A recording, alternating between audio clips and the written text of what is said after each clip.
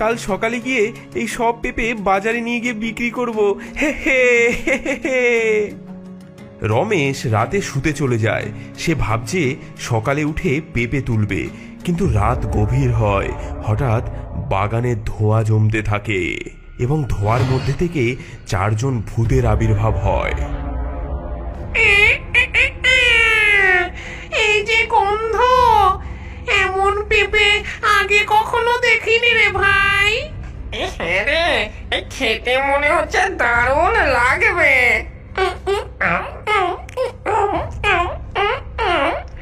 কি মিষ্টি স্বাদ, এতদিন পর এমন পেঁপে খেয়ে প্রাণটা জুড়িয়ে গেল। আহা, তাহলে এবার এই বাগানটাই আমাদের, প্রতি রাতে আমরা এখানেই খেতে আসবো। ভূতেরা পেঁপে খেয়ে ধীরে ধীরে উধাও হয়ে গেল। বাগান আবার ফাঁকা।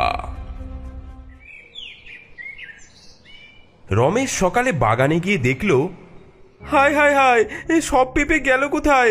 হ্যাঁ, কেউ কি চুরি করে নিল? হায় হায় হায়। সে হতাশ হয়ে বাড়ি চলে যায়। কিন্তু প্রতিদিনই এমন ঘটনা ঘটতে থাকে। রাতের বেলায় সে দেখে গাছে অনেকগুলো পেঁপে ফুলে আছে, কিন্তু সকাল হলেই সেগুলো উধাও। না, এভাবে চলতে পারে না। গাছগুলো থেকেও কোনো লাভ নেই। এগুলো আজকে আমি সব কেটে ফেলবো। হ্যাঁ।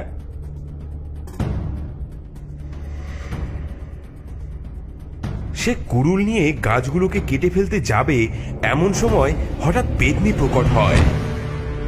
থাম রমেশ, এসব গাছ কাটতে যাবি না।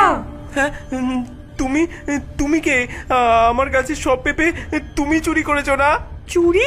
আরে না না বোকা ছেলে, এই পেঁপে তো মানুষের জন্য নয়, এগুলো তো ভূতেদের খাবার। হ্যাঁ, ভূতেদের খাবার? হ্যাঁ রে, ভূতেদের খাবার।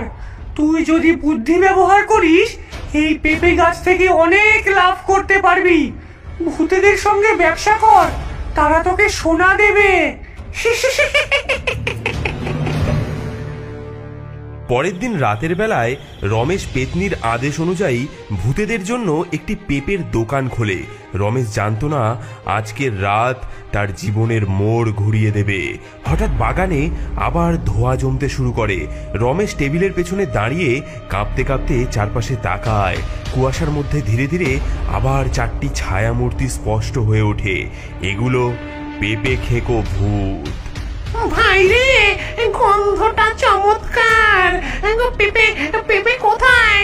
হ্যাঁ, এই যে এই টেবিলে সব সাজানো আছে, খেতে চাইলে নিয়ে নিন। প্রথমবারের মতো কোনো মানুষ আমাদের খেতে ডাকলো। দেখি তো স্বাদ কেমন। ভূতেরা টেবিলের দিকে এগিয়ে আসে এবং একটি একটি করে পেঁপে তুলে খেতে শুরু করে।